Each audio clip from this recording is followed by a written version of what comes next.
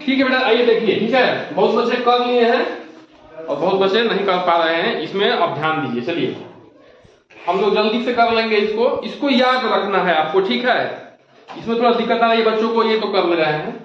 भारत का राष्ट्रीय पशु क्या है बताइए? क्या है? अरे बेटा मोर नहीं है, मोर पक्षी है।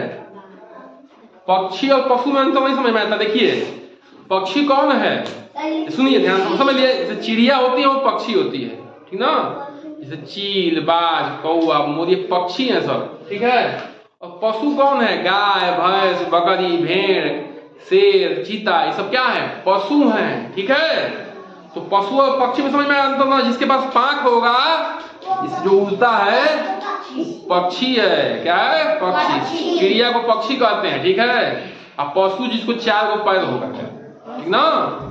समझ में आया? ये मोटा मोटी आइडिया है, आप लोग समझ लीजिए इतना। अब बताइए भारत का राष्ट्रीय पक्षी? हाँ मोर। क्या है? मोर। भारत का राष्ट्रीय फल? हाँ बहुत अच्छा। भारत का राष्ट्रीय खेल? अब बेटा एकदम ये सब रटा जाना चाहिए, अब कभी भूलना मत जीवन में। ठीक है, भारत का राष्ट्रीय ध्वज? ध्वज में क्या होता है बेटा? झंडा। क्या होता है? जो अपना प्यारा झंडा है जिसमें 3 रंग है, केसरिया, सफेद और हरा, बीच में वो चक्र है, उसका नाम क्या है? तिरंगा है। तिरंगा मतलब कि 3 रंग का। ठीक है, कितने रंग का? 3 रंग। हाँ 24 तिलियां हैं, बहुत अच्छा कल बताए थे हम लोग। उसमें तिलियां कितने चक्र में? 24। एक दिन में कितने घंटे होते हैं? 24 घंटे।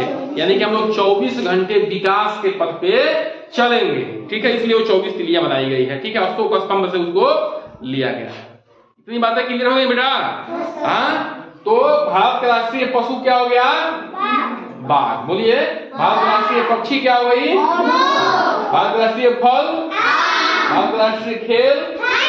और भारत का राष्ट्रीय ध्वज तिरंगा। ठीक है, अब जरा ये बेटा हमारे पड़ोसी देश है। क्या है? पड़ोसी देश। ठीक है, जैसे आपके पड़ोसी घर होता है कि नहीं होता है? आपके घर के बगल में होता है घर, तो क्या हो गया? पड़ोसी का घर हो गया कि नहीं हो गया? ऐसे जैसे आपके घर, मान लीजिए घर है आपका, उसके बगल में किसी का घर होगा ना जी, तो वो पड़ोसी का घर हो गया। ऐसे ही अपने देश का नाम क्या है? भारत है। क्या है? भारत, जो एक बहुत विशाल देश है। ठीक है, उसके अगल बगल जितने देश हैं वो कहलाते हैं पड़ोसी देश। क्या कहलाते हैं? पड़ोसी देश। तो उन पड़ोसी देशों की राजधानी क्या है? जैसे अपने भारत की राजधानी क्या है? कल पढ़े थे, नई दिल्ली। भारत जो अपना भारत है, देश का नाम अपना भारत है। ठीक है, उसकी राजधानी क्या है? नई दिल्ली। तो जो ये पड़ोसी देश हैं, इनकी राजधानी हम लोग चर्चा करने वाले हैं। तो ध्यान समझिए। ठीक है, देखिए तो नेपाल की राजधानी है वो है बेटा काठमांडू। क्या है? काठमांडू। नेपाल की राजधानी हो गई काठमांडू। भूटान की राजधानी क्या हो गई बेटा? हो गई थिम्पू। क्या हो गई? थिम्पू। ठीक है ना, भूटान की राजधानी थिम्पू। पाकिस्तान की राजधानी हो गई इस्लामाबाद। क्या हो गई? इस्लामाबाद। चीन की राजधानी क्या हो गई बताइए? हो गई बीजिंग। क्या हो गया? बीजिंग। चीन की राजधानी हो गई बीजिंग। ठीक है, बांग्लादेश की राजधानी हो गई बेटा, हो गया ढाका। क्या हो गया? ढाका। ठीक है, म्यांमार की राजधानी हो गई नेपिडा। क्या हो गया? नेपिडा। और श्रीलंका की राजधानी हो गई श्रीजयवर्धनेपुर। ठीक ना, समझ में आएगा? समझ में आया?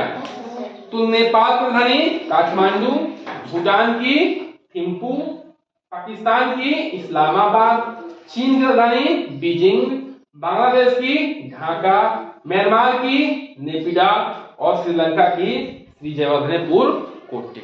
ठीक है, इसको हमें क्या करना है? याद करना है। जैसे हम लोग रटे हैं कि भारत की राजधानी क्या है? नई दिल्ली है। उत्तर प्रदेश की राजधानी क्या है? लखनऊ है। और अन्य राज्यों को रटे हैं ना, वैसे इनका भी क्या करना है? हमें याद रखना है। क्यों? क्योंकि ये हमारे पड़ोसी देश हैं। क्या है?